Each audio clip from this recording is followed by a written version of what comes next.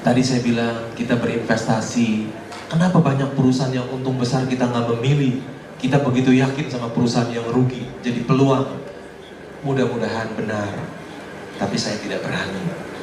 Jadi bisa aja kita memang berinvestasi belum di perusahaan publik, tapi sifatnya kita adalah memang sebagai angel investor, Pak, ya, bukan angel dalam arti malaikat, Pak, ya. Jadi artinya kita sebagai mungkin chip in dulu, ya kan, mungkin dari sekian dana mungkin butuhkan kita chip in, atau mungkin kita ambil bagian mungkin dalam persentase tertentu, dan nanti khususnya bagi perusahaan-perusahaan, kalau perusahaan yang akan memang punya prospek kedepannya akan bagus, dan biasanya mereka nanti akan exit itu melalui ada private placement atau exit melalui IPO, Pak. Jadi itu bisa dilakukan, Pak. Kita sebagai angel investor, Pak, bisa dilakukan, ya. Ya. Bagaimana Pak Lu sebagai investor, Pak, tertarik?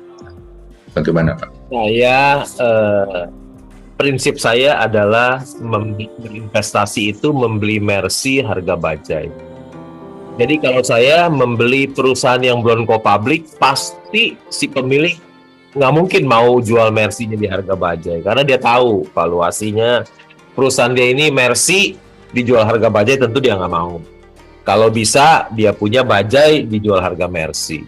Jadi saya nggak mungkin membeli saham ya sebelum dia go public, nggak mungkin, ya. Kalau dia jual bajai seharga Mercy, dia juga nggak mau. Jadi kalau Mercy dia dijual harga bajai, dia juga nggak mau, ya.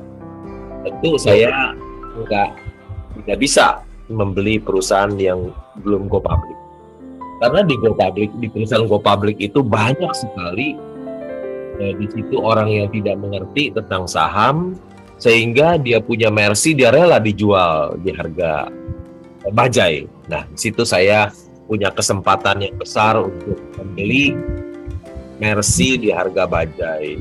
Dan kalau ada, tentu dulu uang saya beli, dan saya menunggu sampai dia kembali jadi Mercy lagi. Membeli Mercy harga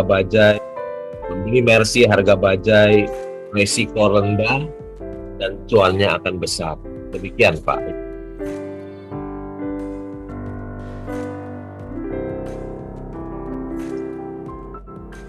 Iya. Ya, baik. Iya, makasih Pak Lu, Pak Edwin. Jadi tidak memungkinkan ya Pak Lu, ya, perusahaan yang belum go public namun berprospek, gitu Pak Lu, berprospek. Tidak mungkin. Pak Lu, pemilik tidak mau jual dia punya Mercy di harga bajai, jadi tidak mungkin. Tidak. Yang ada yang dijual harga bajai hanya perusahaan yang sudah go public. Si pemilik tentu tidak akan mau. Tidak akan mau, ya. Oke. Misal ini berandai-andai Pak, terus perusahaan, ya Pak, let's say rumah sakit, ya, memang belum perusahaan go public, ya, tetapi ketika rumah sakit itu growing, ya Pak, dengan modal terbatas mungkin dari keluarga, pihak keluarga membangunnya, lalu kemudian dengan kesempatan yang ada dan tingkat growing yang ada membutuhkan suntikan dana, Pak, untuk supaya rumah sakit itu yang notabene tadi prospeknya baik memerlukan suntikan investasi. Nah, bagaimana Pak Lo melihat hal itu? Saya tidak terbiasa melakukan hal itu, Pak. Ya, jadi tidak terbiasa, ya. Biasa untuk menyuntik satu perusahaan yang memerlukan dana. Saya tidak mau, Pak. Ya, saya biasanya memang satu perusahaan yang wonderful company yang cuannya sudah berlimpah-limpah baru saya mau memiliki. Jadi misalnya saya punya tambang batu bara, saham di tambang batu bara yang cuannya bertriliun-triliun, punya bank yang cuannya bertriliun-triliun, baru saya mau masuk beli harga murah. Kalau suruh nyuntik lagi perusahaan sakit, mesti nyuntik, saya nggak mau, Pak. Saya hanya beli wonderful company. Gimana Pak Edwin? Menurut Pak Edwin gimana Pak Edwin? Udah nggak dibeli sama saya, itu buat orang lain aja, Pak, bukan buat saya. Oke. Ya. Gimana Pak Edwin? Pak Edwin kan juga bergerak di sekuritas, ya, belasan tahun. Gimana Pak Edwin? Iya, ini memang beda bini aja Pak, secara pandang sih Pak ya, gitu loh Pak. Beda cara pandang, baik. Iya, karena memang kalau kita mengikuti prinsip Pak Lo ini, memang ketika dia udah listing itu semua memang kelihatan atau transparan, clear, transparan. Jadi bisa kelihatan semua lah Pak. Kira-kira dia dalam keadaan sehat, gimana tentang histori dan segala macam. Tapi kalau untuk perusahaan belum IPO itu memang masih belum kelihatan Pak. Itu mungkin yang jadi pembedanya sih Pak. Kira-kira demikian Pak. Baik, terima kasih Pak ya. Jadi ini ada beda cara pandang, namun biarlah kita merenungkan. Tadi saya bilang kita berinvestasi. Kenapa banyak perusahaan yang untung besar kita nggak memilih? Kita begitu yakin sama perusahaan yang rugi. Jadi peluang mudah-mudahan benar. Tapi saya tidak berani.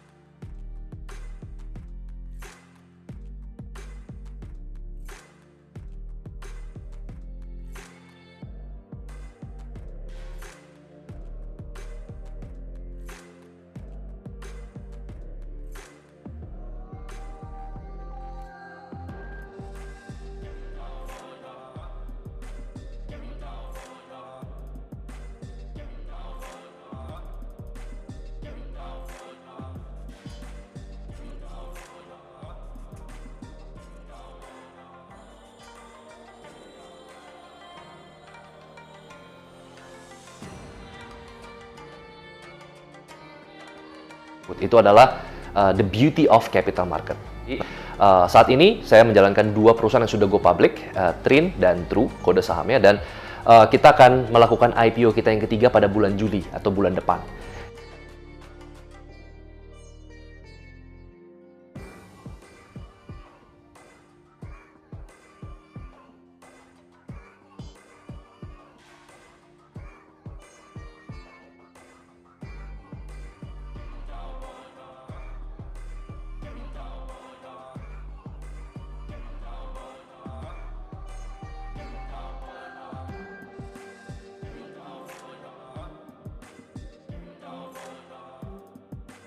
Ya. Kalau dia jual bajai seharga Mercy, dia juga nggak mau. Jadi kalau Mercy dia dijual harga bajai, dia juga nggak mau.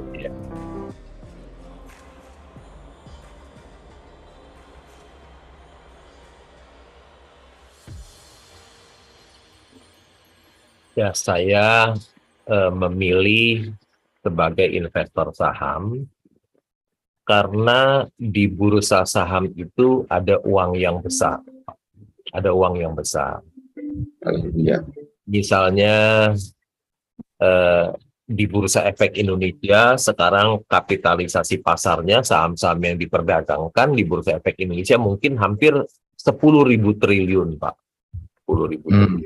Jadi ada uang besar di sana. Kita jangan melompat sampai ke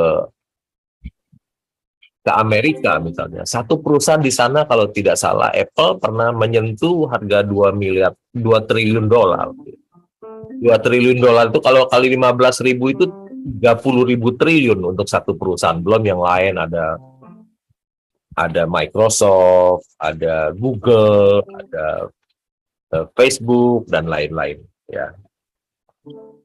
Jadi ada uang yang besar sekali di bursa saham itu. Jadi sangat disayangkan kalau seseorang tidak mengenal bursa saham, ya, sangat disayangkan. Di situ ada uang yang besar sekali. Jadi kalau seseorang ingin menjadi orang yang kaya, sebetul bursa saham lah tempatnya. Jadi sangat disayangkan kalau seseorang tidak tahu tentang bursa saham. Di situ ada uang yang bertriliun-triliun banyak sekali. Sehingga saya memilih menjadi seorang investor saham.